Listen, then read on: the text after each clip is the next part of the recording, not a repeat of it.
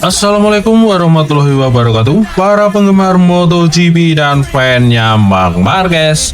Welcome back to my channel MotoGP Reborn.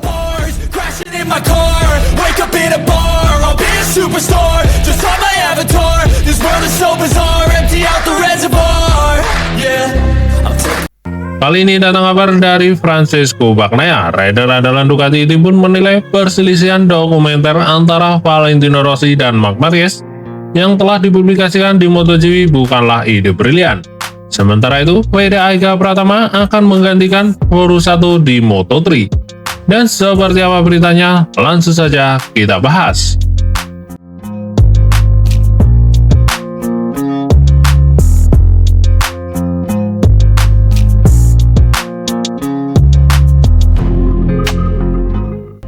Di mana pembalap andalan Ducati yaitu Francesco Bagnaia setelah mempertanyakan keputusan untuk melanjutkan Moto3 di Malaysia setelah mengalami kecelakaan yang sangat serius. Francesco Bagnaia pun mengatakan bahwa film dokumenter terbaru MotoGP juga kurang sensitif untuk dilihat.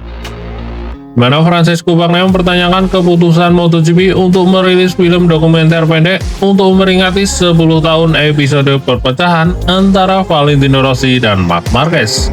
Di sirkuit Jepang akan selalu dikenang sebagai tempat di mana persaingan antara dua legenda Marc Marquez dan Valentino Rossi mencapai puncaknya. Di mana pembalap Italia itu tersebut tiba di Malaysia pada 2015 dengan keunggulan 11 poin di puncak klasemen atas rekan setimnya di Yamaha yaitu Jorge Lorenzo.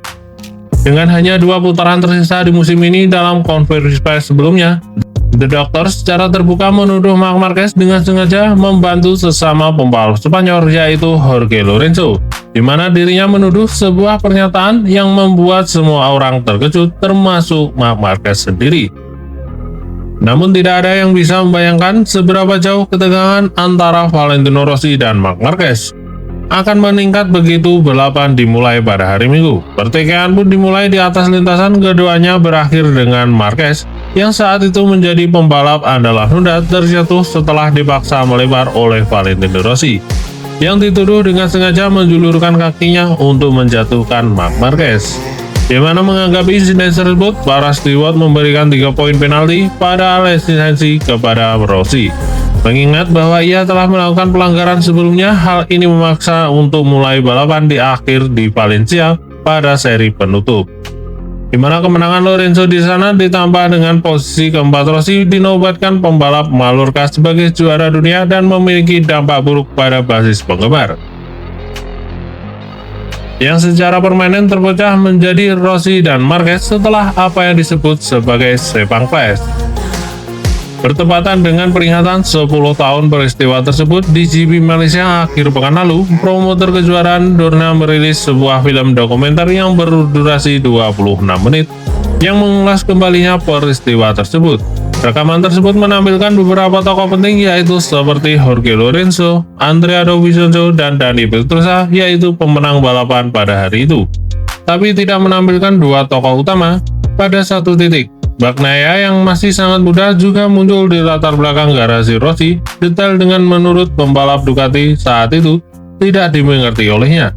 Pernyataan tersebut pun muncul ketika Bagnaia sangat kritis terhadap mereka yang memutuskan untuk melanjutkan jadwal Grand Prix Malaysia tahun ini setelah kecelakaan yang melibatkan 2 rider Moto3 yaitu Jose Antonio Reda dan Noah Detelier. Ia pun meminta kepekaan yang lebih besar dari pihak-pihak yang bertanggung jawab untuk memutuskan kapan kejadian traumatis seperti itu menjadi terlalu berat bagi para pembalap untuk melanjutkannya, dan mempertanyakan apakah mungkin bijaksana untuk menanggungkan balapan di Moto3. Juara dunia MotoGP 2 kali itu pun membandingkan situasi tersebut dengan keputusan untuk merilis film dokumenter tentang apa yang terjadi 10 tahun silam antara Valentino Rossi dan Marc Marquez. Dalam banyak aspek, para rider memiliki kepekaan yang tidak dimiliki oleh mereka yang mengambil keputusan tertentu. Itulah ungkapan dari Francesco Bagnaia. Ide untuk merilis film dokumenter tentang Sepang Clash bukanlah ide yang brilian. Selain ketidaksediaannya untuk terlibat, Bagnaia juga merasa tidak nyaman dengan waktu perilisan film dokumenter, mengingat Marco Simoncelli juga kehilangan nyawanya dalam sebuah kecelakaan di Sepang pada tahun 2011. Saya pikir beberapa peran ditampilkan dengan cara agak menyimpang. Saya tidak ingin membahas topik itu, tapi merilisnya pada hari peringatan kematian Marco Simoncelli juga sangat aneh. Itulah anggapan dari rider andalan Ducati, Francesco Bagnaia, yang terlihat kesal dengan cara penggunaan rekaman tersebut setelah ia menolak untuk ambil bagian dalam pembuatan film tersebut. Saya ingat pernah ditanya tentang hal itu awal tahun ini, dan sudah saya mengatakan bahwa tidak pantas untuk dibicarakan. Mereka bahkan menyertakan Dovizioso yang mengatakan bahwa ia tak ingat apa-apa. Saya juga tak paham mengapa mereka menunjukkan kepada saya. Mungkin buat sebagian penggemar, film yang dirilis oleh pihak MotoGP ini berkesan kurang baik, dan para penggemar lainnya yang mengingatkan tentang perselisihan hingga saat ini.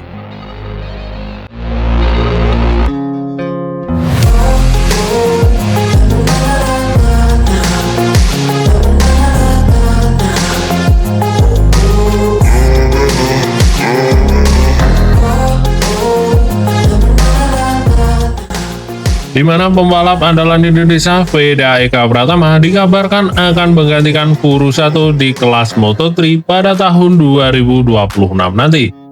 Veda Eka Pratama dikabarkan akan berada di grid Moto3 tahun 2026 dan menggantikan bintang Honda tim Asia yaitu Taiyo Furusato. Pada Selasa 28 Oktober, Sky Sport Italia pun mengabarkan bahwa pembalap Indonesia tersebut telah mencapai kesepakatan dengan Honda tim Asia di Moto3. Ia menggantikan Taiyo Furusato yang promosi ke Moto2. Pencapaiannya sebagai runner-up Red Bull Rookies Cup pada tahun 2025 cukup untuk mengabaikan syarat usia minimum yaitu 18 tahun.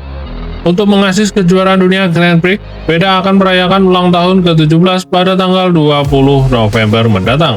Sebagai informasi, seorang pembalap boleh berlaga di Moto3 pada usia 17 tahun jika ia finish 3 besar dalam Red Bull Rookies Cup atau FIM Junior GP. Pengecualian ini berlaku musim 2024.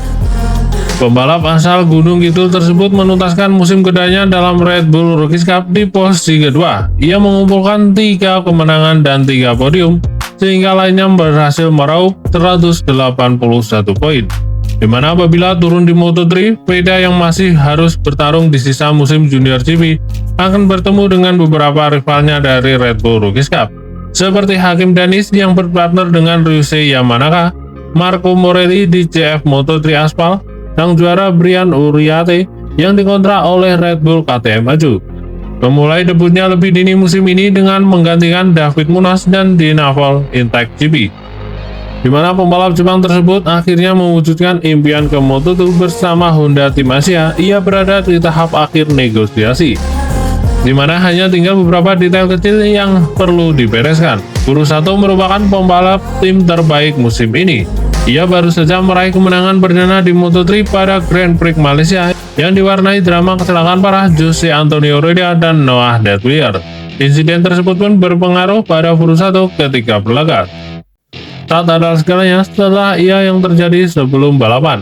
Saya hanya ingin tetap fokus dan berkendara dengan bersih. Kemenangan ini untuk semua orang di pedok, terutama Jose dan Noah. Semoga mereka secepatnya pulih, ungkap Furusato.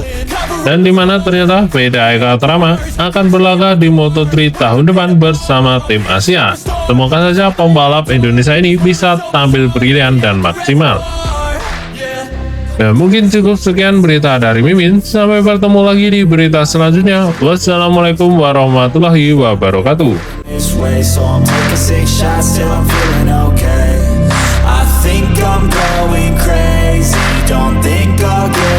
So I'm taking 6 shots all straight to the face. I'm taking 6 shots, are you coming with me?